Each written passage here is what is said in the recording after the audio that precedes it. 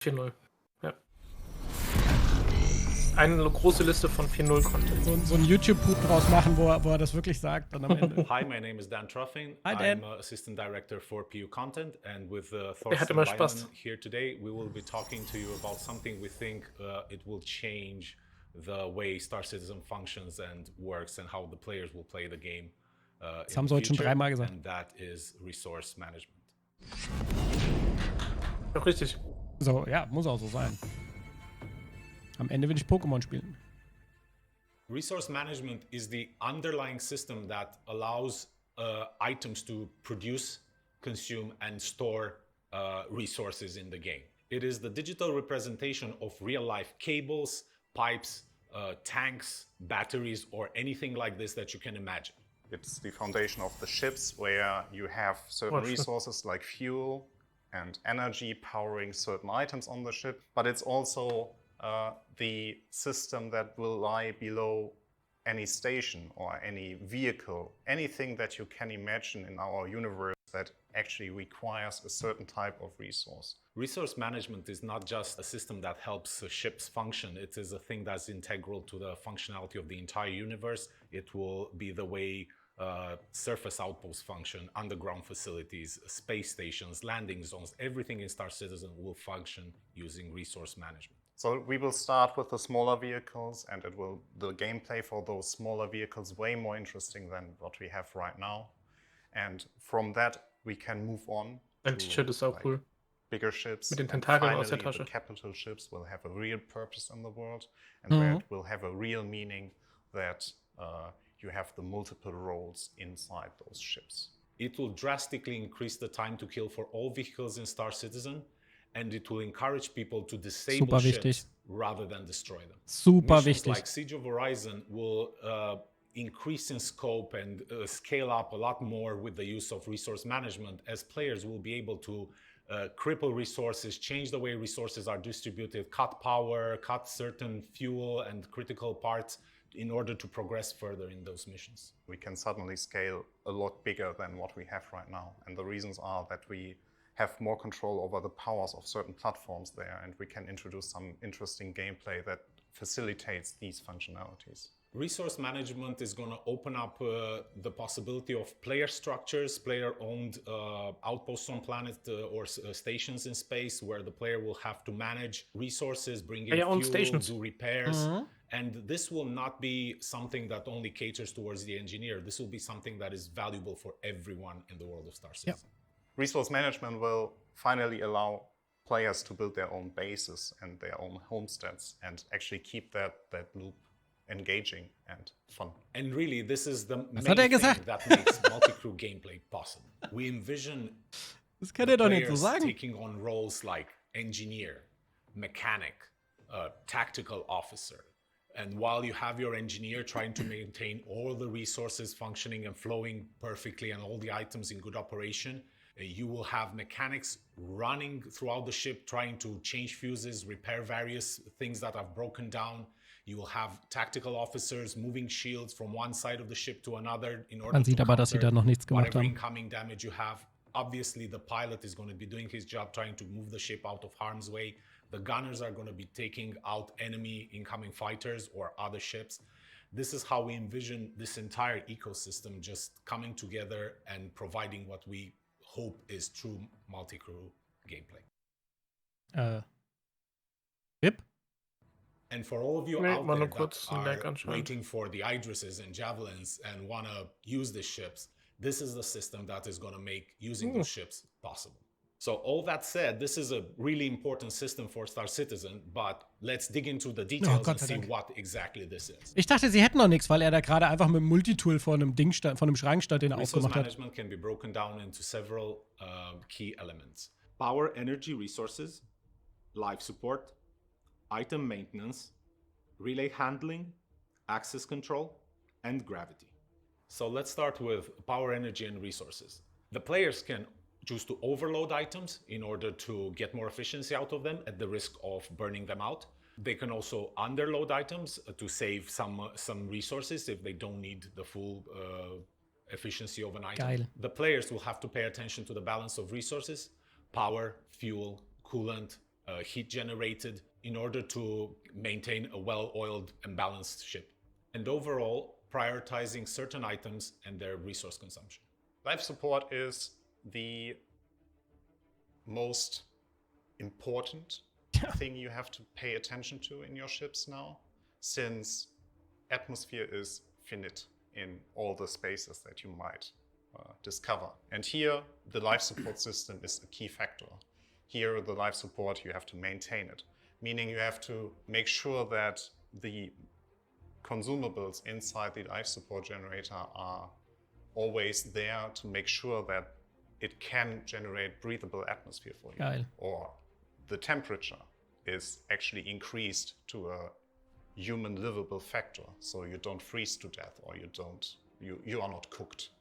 As part of item maintenance, the player will be able to control items throughout the ship, turn them on, turn them off. They will be able to remove broken items and replace them with new items or sometimes dodgy items, depending on their income. Marbo, ich glaube, die reden über das ganze Konzept. Das ist nicht ein Paket, wo alles kommt, sondern das ist alles, was in dem... Ja, Gravity ist, glaube ich, das erste, was kommt. Gravity und der neue EVA 2 kommen im Februar. Also laut Dev Progress Tracker ist das im Februar fertig. Relay handling is the actual management part that you as the engineer on the ship has to do. Ich finde es übrigens geil, dass sie Engineer und Mechanik extra gesagt haben. Also sprechen wir immer nur von einem, dabei sind es schon mal zwei, die man für so Berufssorten bräuchte. Is something that defines which items are connected to each other, and what we want to achieve here is allowing you to create the best possible outcome for your ship. With access control, we're introducing ship roles. The captain will be able to assign certain roles to each of his crewmates, and for example, say one of the player becomes the engineer, which gives them specific access to certain controls, while the person that is the pilot will not have access to those controls. At the same time, a gunner will only have access to a specific gun or all the guns on the ship. And finally, gravity. So gravity is a concept that you experienced already in every ship. So there's always a ground, there's always a down, there's always an up. And we would like to give you some more. Ich finde diese kleinen Videos immer so gut. Ja. Because it requires some energy, and if you want to run your ship more energy efficient, we want you to allow to switch off gravity. Or there might be other use cases where a zero gravity environment is more useful than another one. So if it wasn't clear by now, the scope of resource management touches pretty much every aspect of life in Star Citizen. No. So we're doing a lot of talking, but I bet what everyone would like to know is where are we with all of this right now? Endlich! Endlich mal einer, der was sagt. Currently, we have working in-engine prototypes of the following systems: power, gravity, life support, and the relay network. With a power system, we can overpower and underpower items. We can set the priorities of item producers and consumers inside the ship. And we can set the path of resources inside the ship through the resource relay network. And with the power system, we already can distribute the base energy and base fuel throughout the ship. So we can make sure that each item actually gets the resources they need. Creating your own resource path is basically defining the routes, or the most efficient routes that the energy or the resources have to take throughout your ship. Okay. Ja, da muss das Schiff wirklich auswendig kennen, ne? Ja, du wirst halt einfach ein Mechaniker für eine Hammerhead sein, zum Beispiel. Ja. Ach du Scheiße. Das ist halt dann dein Job. We can also demonstrate many aspects of the life support system, including making new players suffocate.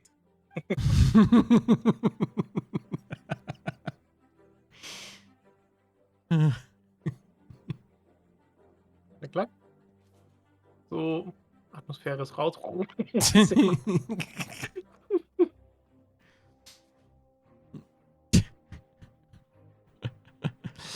Oh Gott, ey, da muss ich immer einen Helm aufhaben, wenn ich mit euch Eierköppen rumfahre. Es reicht ja schon, dass einer wieder der Held sein will und macht zuerst die Riesenrampe hinten auf oder so. Ja. Und es macht einfach nur pfff und die ganze Luft ist raus aus dem Schiff. Ja. Ja. Ich kenne da ein paar. Feuer Ja, löschen mit. Das ist geil. Klar, ja klar, keine Luft mehr, ne? Ach komm. Oh, mach komm, mal nicht hier. wieder. Nee, mach jetzt mal. Nur weil ihr 10 Millionen Zuschauer habt. F. Ich sehe ganz viele Fs. Ja, F. F, ich mach auch Nein, einen bitte F. nicht. Hab auch ein F reingepostet. Ich mache auch ein F. F. Wir brauchen mehr Fs im Chat. F. F, auch F in meinem Chat. In alle Chats ein F, vielleicht hilft's. Oh nein. Nein! Nein! Es ist weg. Das Signal ist weg. No. Nani? No. Oh. 28.000 Zuschauer. Ihr könnt doch nicht bei 28.000 Zuschauern sowas machen. Jared, ich schreib mal rein. Jared. Jared. Ich kann nicht mehr schreiben, weil ich das F geschrieben habe, muss ich warten noch. Noch eine Sekunde jetzt. Jared. Ah, du hast hingekriegt. So, gut. Ah, wie geil. Ja klar, macht ja Sinn, dass man ein Feuer löscht, indem man dass man Feuer löscht. Er sagt immer wieder, making new players suffocate. Ja, das ist ja auch wichtig. Venting and filling rooms with atmosphere. Ja, ist mega geil.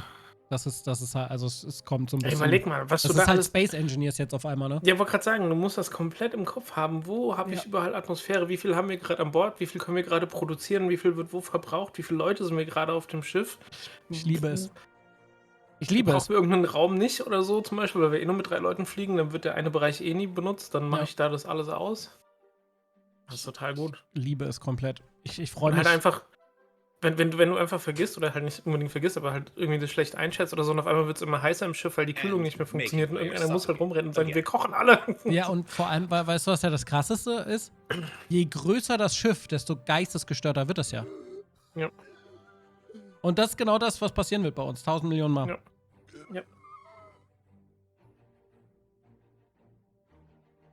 Das finde ich übrigens geil, dass du die Gravity ausmachen kannst, damit du mehr Energie im Schiff hast. Ja, und wie die sagen, zum Teil auch einfach, kann dir das ja was helfen. Vielleicht zum Beispiel, wenn du in der Idris irgendwas reparieren musst, was relativ weit oben ist im Hangar oder so. Ja, genau. Schaltest du halt Gravitation aus und kannst du da hoch. Ja, oder machst du auf Low. Oder machst du halt auf Aus. Ist ja geil. Das ist richtig geil. Oh mein Gott. Ach du Kacke, ist das gut. Das wird auch richtig lustig, wenn du dann Boarding-Actions machst. Ja, vor allem, das Schiff genau. sabotieren. Ja, genau, Sabotage. Oh, das schreibt gerade. Ja. Genau.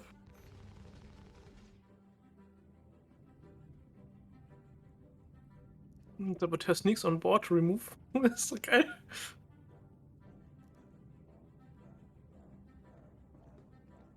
Genau, und die haben es doppelt abgesichert. Dann muss einer rein, der Ahnung von einem Schiff hat, kann das dann sabotieren. Und dann stirbt er, weil er keinen Helm auf hat. Ja, geil. Ja, aber jetzt ist das Schild halt aus, weißt du? Und dann geil, kannst du danach dann mit Sucker Punches drauf. In the last year, we've made tremendous progress with the resource management system, but with a system that is this big and complex, we do not want to rush it. We want to just get it right and get it right from the beginning. So let's talk about what's next for the resource management system. Wahrscheinlich Gravity, weil ich das halt schon gesehen hatte. As you can tell, resource management is a huge endeavor for us. So like everything else, we'll probably not get everything in the initial release, but this is what we're aiming for.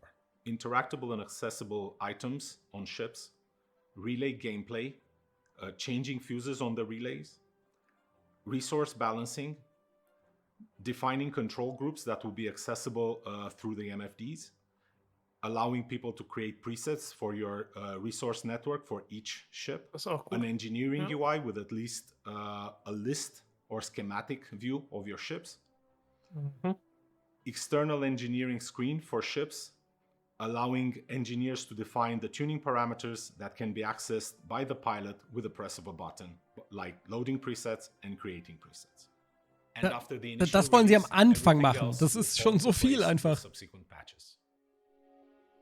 Das ist ja völlig krank. Das ist ja super viel, was direkt reinkommt. Damit habe ich nie gerechnet. Resource Management about 2 years ago.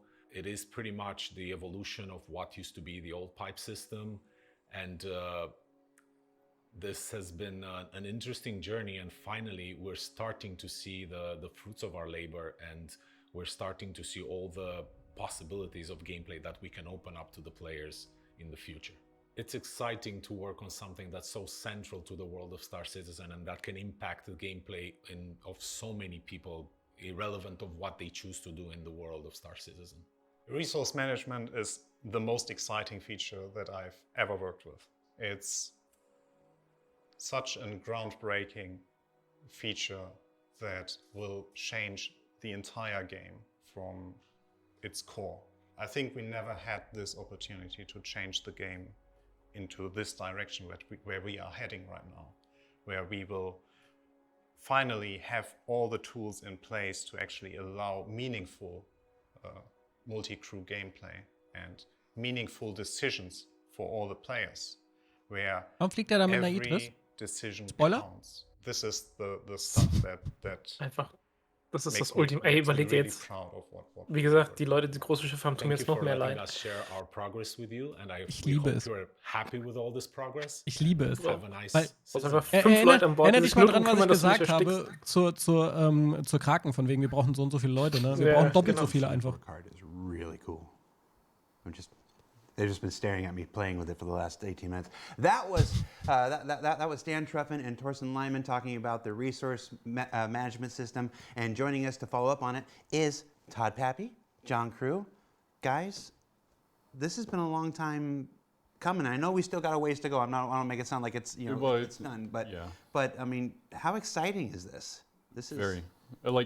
This to me brings the interaction that we want in environments, but also in ships. Yep. You know, so like you said with, Es hat echt with the viele multi-crew stuff, but like again, it's not only Viele going to be in Auswirkungen. ships. We're also putting it in environments. Überleg dir, du kannst guck mal, auch ganze sowas wie- Raumstationen. Ja. Sowas wie Jumptown. Einer, der halt sagt einfach, ich bin Yeah, but loyaler it's- Bürger, der it's- stellt das Gerät it's- halt dann aus. It's So. about just bringing the interaction into the environment. So the AI will react, Stationen the player angreifen, reacts. etc. Also It's having that interaction level that you don't normally get in games. So that's what we're looking for. being able to make, imagine Siege of Orison, but being able to actually assault the platforms and depower the platforms.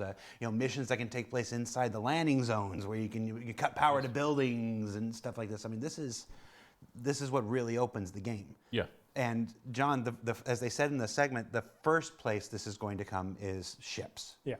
So, what's the first version of this look like? So first version is going to be a lot of what you saw in that video.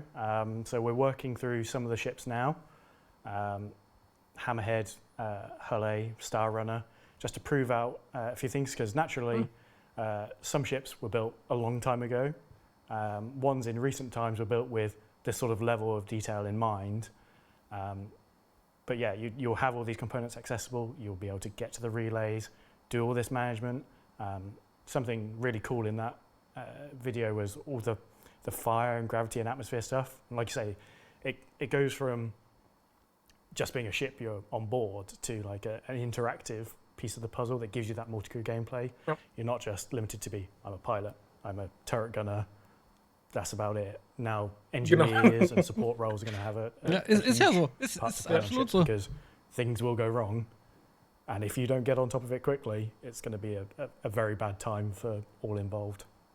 Yeah, I said before. Erinnert mich auch ein bisschen an FTL und so, weißt du, wo du halt dich entscheiden musst, will ich weiter ballern oder lieber einen wegschicken vom Ballern, weil sonst brennt mein Schiff ab oder die Atmosphäre wird very rausgepustet. patient and waiting, really wanting to see this go. And as I see everybody on EUPU and everybody that's contributing to this thing, it's just super exciting to see it really beginning to evolve and really beginning to be used tangibly in our prototypes and stuff like that. And it's just, I think people know I don't generally hype. very often. I'm usually the guy that's sitting here. It's like, don't hype, you know, manage your expectations and stuff. And you should still do that. I'm not changing my tune. I'm just, this is the part of the thing that I've been waiting for personally. Yeah. So I'm excited. All right, so we've ping pong from the visuals to the gameplay, to the visuals to the gameplay, to the visuals to the gameplay. We've only got one more scheduled presentation left. Ship Talk, Talking Ship, our annual celebration of Talking vehicles. New coming to the pipeline, vehicles coming straight to flyable, things, something in the middle. That's going to star John Crew. Oh, come on! And Ben Curtis and Paul Jones, and I'll let them take it away. Mach jetzt nicht als diesen hier.